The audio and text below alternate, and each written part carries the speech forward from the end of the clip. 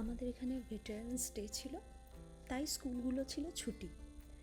তাই আমার ছেলে বলল দুপুরবেলা ভাত খেয়ে দিয়ে আমাকে একটু পার্কে নিয়ে যাবে। বললাম তাহলে চলো। আর ওয়েদারটা যেখানে ভালো, এখন ওয়েদার ভালো মানে সানি ওয়েদার, ক্লাউডি ওয়েদার, এগুলো জেনারেলি ভালো। এই নভেম্বর থেকে স্টার্ট হয়েছে, মোটামুটি জানুয়ারি অবধি এখানে এবার বৃষ্টি চলবে।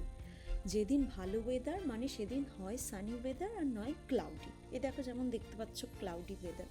তো বাড়ির সামনেই প্লে পার্ক বলতে একটা স্কুল আছে। সেই স্কুলেতে বিভিন্ন ধরনের পার্ক থাকে, বিভিন্ন বয়সের বাচ্চাদের খেলার জন্য, স্কুলের স্টুডেন্টদের খেলার জন্য। প্রত্যেকটা স্কুলেই যেরকম থাকে, তো সেখানেই ওকে নিয়ে গেলাম।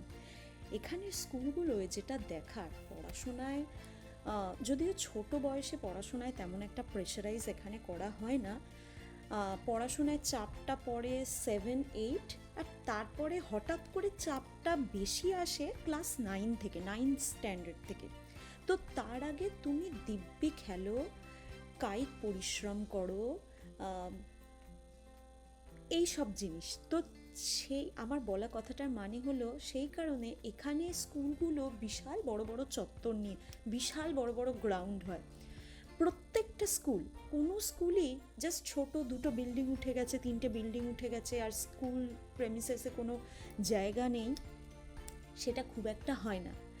এই যেমন স্কুলটার অফিসটা দেখছো একদিকে, আর চারিদিকে দেখতে পাবে মানে স্কুল বিল্ডিংগুলো একদিকে, আর চারিদিকে মানে চারিধার দিয়ে হচ্ছে স্কুলের বিল্ডিং। বলতে এখানে স্কুল একতলাই হয়, মানে তার উপরে এরকম বিল্ডিং হয় না, যেরকম বড় বড় ফ্ল্যাট বা স্কাই স্ক্রেপার যেরকম হয় সেরকম না। মানে জাস্ট আমি একটা উদাহরণ দিলাম। এখানে স্কুল বিল্ডিং সবসময় একতলার হয়, সেটা স্কুলের ধার দিয়ে হয়। তারপর যে জিনিসটার উপর বেশি জোর দেওয়া হয় সেটা হচ্ছে এরকম প্লেগ্রাউন্ড।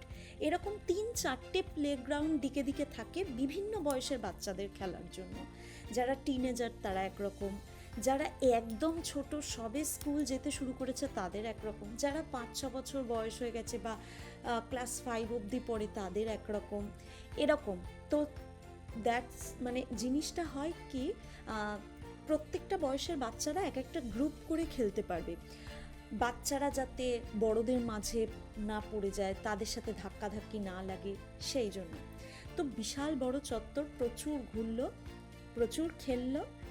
তারপর আমরা একটু বললো যে এক্ষুনি আমি বাড়ি যাব না, একটু হাঁটতে তারপর যাব। তো ঠিক আছে চলো। আর এখানে তো এখন ফল সিজন চলছে, এই যে পাতা ঝরে পড়ছে, বিভিন্ন কালারের পাতা ঝরে পড়ছে, দেখতে মোটেই বাজে লাগে না, বিশ্বাস করুন। অনেকে ভাবে যে নোংরা হয়ে গেল, বা বিশেষ করে যেসব বাড়ির গাছের পাতা পড়ছে তারা তো রাস্তা পরিষ্কার করার জন্য, গার্ডেন পরিষ্কার করার জন্য মাঝে মাঝেই পরিষ্কার করতে থাকে, কিন্তু বিশ্বাস করো মোটেই বাজে দেখতে লাগে না। ফল সিজনেই এটা একমাত্র দেখতে পাওয়া যায়, দুর্দান্ত দেখতে লাগে।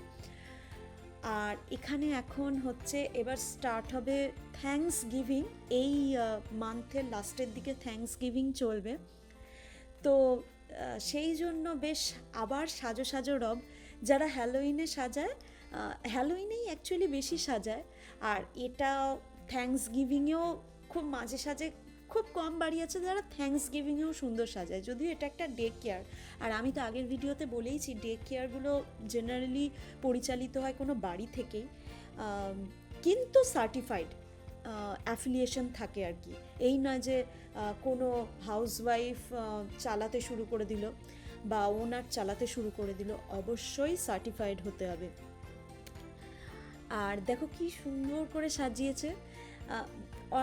যখন দাঁড়িয়ে ভিডিওটা করেছি তখনও এত সুন্দর করে দেখিনি, পরে যখন ভিডিওগুলো দেখছি সত্যি অসাধারণ লাগছিল। আর এত কালারফুল সাজায় থ্যাঙ্কস গিভিংয়ে, সেই জন্য এই সময় রাস্তাঘাট দিয়ে মানে মর্নিং ডে ভিউ একরকম আর নাইট ভিউ একরকম। যাই হোক, দেখে খুব সুন্দর লাগছে চারিপাশ, আর ক্লাউডি ওয়েদার বলে হাঁটতেও খুব ভালো লাগছে। আর এখানে এক জায়গায় জবা গাছ দেখতে পেলাম, প্রচুর ফুল ফুটেছে। জানি দেখা হবে আবার নেক্সট একটা ব্লগে, ততক্ষণ বাই বাই।